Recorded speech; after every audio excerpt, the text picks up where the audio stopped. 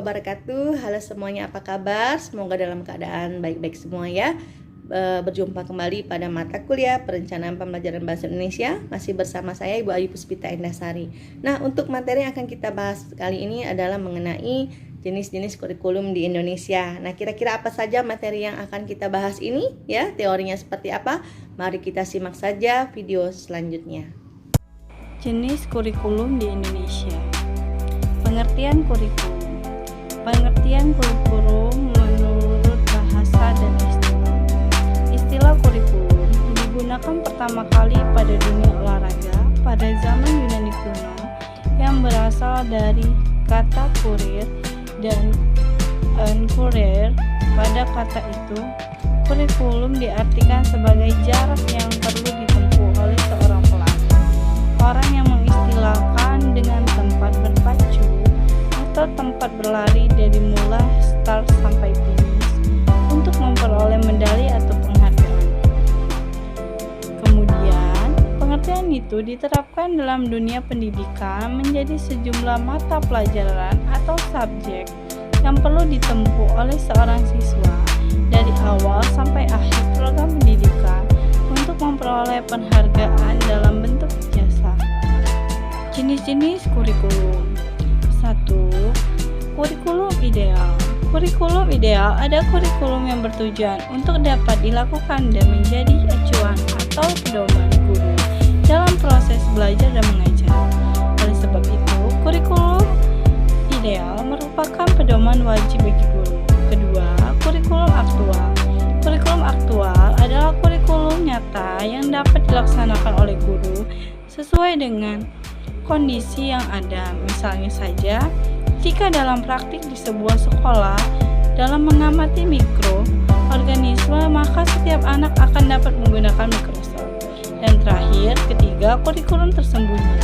Kurikulum tersembunyi adalah kurikulum yang pada dasarnya hasil dari suatu proses pendidikan yang tidak direncanakan, artinya suatu perilaku yang muncul di luar tujuan yang telah dideskripsikan oleh guru.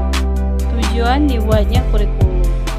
Pengembangan kurikulum di Indonesia tentunya tidak terlepas dari tujuan pendidikan nasional yang tertuang dalam Undang-Undang Nomor 20 Tahun 2003 tentang Sistem Pendidikan Nasional atau UU Sisdiknas Pasal 3 yang menyebutkan bahwa pendidikan nasional berfungsi untuk mengembangkan kemampuan, membentuk watak dan peradaban bangsa yang bermanfaat dalam rangka mencerdaskan kehidupan bangsa, bertujuan agar potensi peserta didik berkembang menjadi manusia yang beriman dan bertakwa kepada Tuhan Yang Maha Esa, berakhlak mulia, sehat, berilmu, cakap, kreatif, mandiri, dan menjadi warga negara yang demokratis secara bertanggung jawab.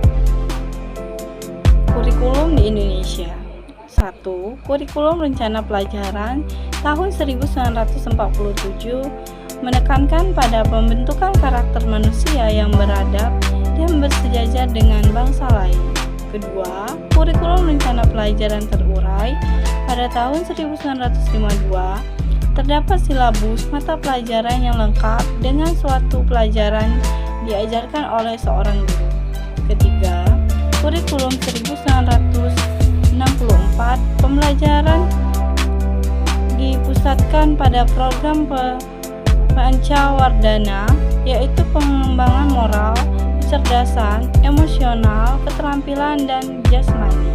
Keempat, Kurikulum 1968 perubahan struktur kurikulum pendidikan dari pancawardhana menjadi pembinaan jiwa Pancasila, pengetahuan dasar, dan kecakapan khusus. Kelima, Kurikulum 1975 menggunakan prosedur pengembangan sistem instruksional atau PPSI untuk merencanakan metode, materi, dan tujuan pembelajaran.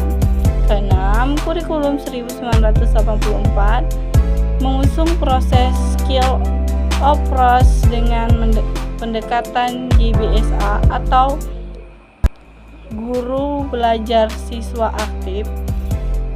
dan berorientasi pada tujuan instruksional. 7.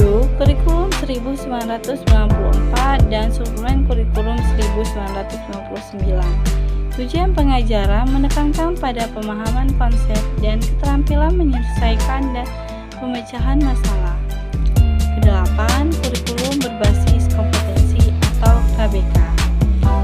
Tahun 2004, KBK mempunyai ciri-ciri yang menekankan pada tercapaian kompetensi siswa baik secara individual maupun klasikal, berorientasi pada hasil belajar dan keberagaman.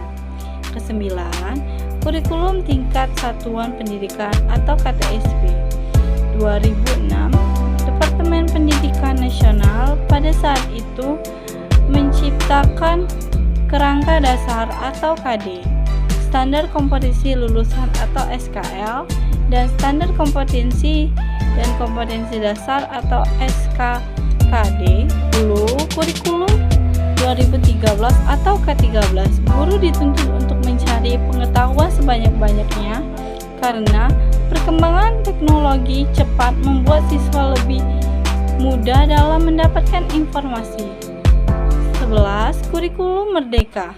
Kurikulum Merdeka bertujuan agar terciptanya pembelajaran intrakurikuler yang beragam di mana konten akan lebih optimal agar peserta didik memiliki cukup waktu untuk mendalami konsep dan menguatkan kompetensi. Ciri kurikulum Merdeka yaitu guru memiliki keleluasaan untuk memilih berbagai perangkat ajar sesuai pembelajaran, dapat disesuaikan dengan kebutuhan belajar dan minat peserta didik.